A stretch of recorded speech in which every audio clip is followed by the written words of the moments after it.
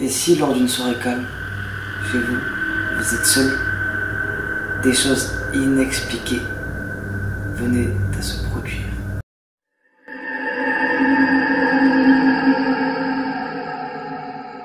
Salut tout le monde, comment allez-vous? C'est Mr. Lox. Aujourd'hui, je vais vous parler de la pire expérience paranormale que j'ai vécue dans ma vie. Celle-ci a été bien évidemment non voulue. Je n'ai rien fait pour créer cette expérience. C'est arrivé quand j'étais jeune. Tout ce qui est dit dans cette vidéo est vrai.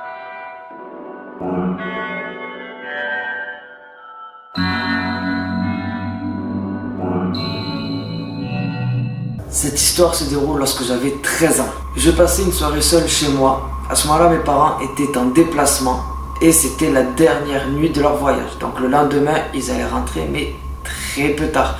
Donc aucun risque qu'il ne m'arrive quelque chose de grave. Il peut se passer beaucoup de choses, mais dans la théorie, je rentre chez moi, je me referme ma clé, je n'ouvre à personne, je ne réponds à personne et c'est réglé. Ce soir-là, bien évidemment, j'étais très content. Je pouvais manger ce que je voulais, boire ce que je voulais.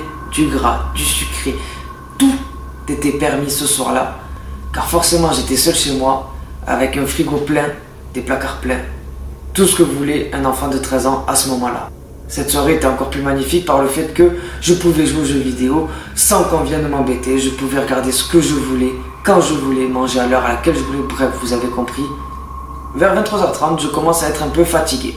Donc à ce moment-là, je commence à me dire, bon allez, je vais me poser dans la chambre. À partir de ce moment-là, je prends ma tablette, mon téléphone, de quoi me poser dans mon lit le temps que j'aille m'endormir.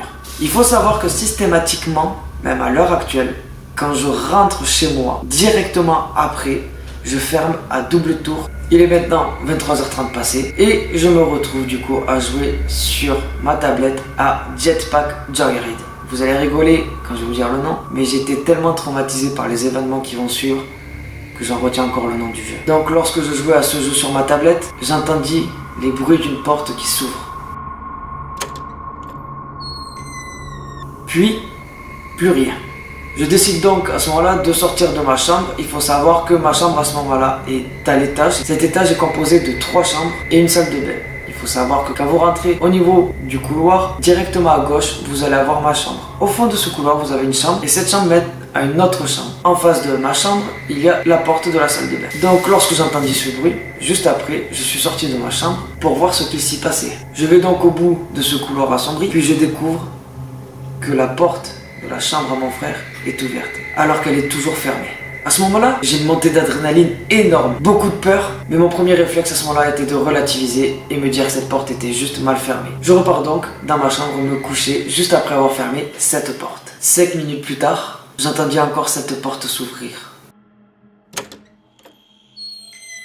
À ce moment-là, je fus tellement que mon corps est paralysé et mon regard se portait seulement sur la porte de ma chambre. Et c'est là que vont commencer les pires secondes, minutes et heures. J'entends maintenant des bruits de pas sur le parquet. Et ces pas semblent se diriger tout droit vers ma porte. Les bruits de pas sont comme l'ambiance. Pesants, lourds et très longs. Je les entends se rapprocher de plus en plus. Ça y est, ils sont devant ma porte. À ce moment-là, j'étais pétrifié avec comme image ma porte et ce fameux jeu Jetpack Joyride.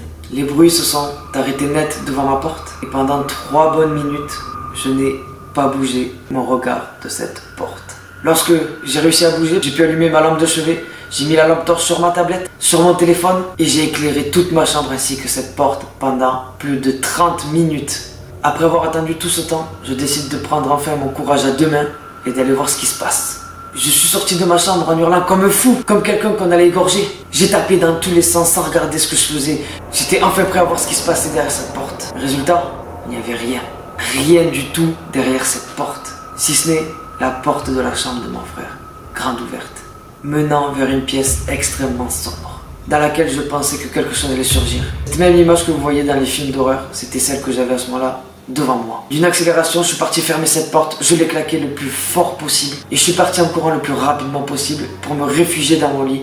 J'ai fermé ma chambre le plus fort possible aussi et cela fut la plus longue nuit de mon enfance.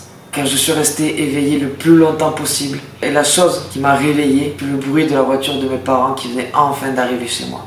Voilà cette histoire, vous allez dire mais c'est tout. À ce moment-là, c'était tout.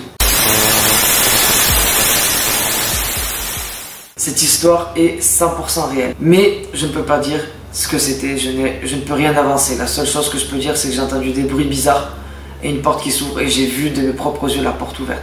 Ça peut être dû au parquet qui grince, le bois qui travaille, ça peut être dû aussi au mécanisme de la porte qui a lâché 2 fois, que tout est coïncidé. C'est peut-être possible. En tout cas, si tu as un avis, n'hésite pas déjà à me le mettre dans les commentaires. Mais il faut savoir qu'après cet événement, d'autres choses se sont encore passées. Et ces événements ont pu confirmer ma thèse. Je pense qu'il y a quelque chose de paranormal dans la maison de mes parents. Voilà, on arrive à la fin de cette vidéo. D'autres parties sont à prévoir. J'espère qu'elle vous aura plu. Si c'est le cas, n'hésite pas à mettre un petit pouce bleu, à partager cette vidéo. Surtout, pense à t'abonner, à activer les notifications si tu veux suivre le reste de cette histoire qui apparaîtra dans d'autres vidéos.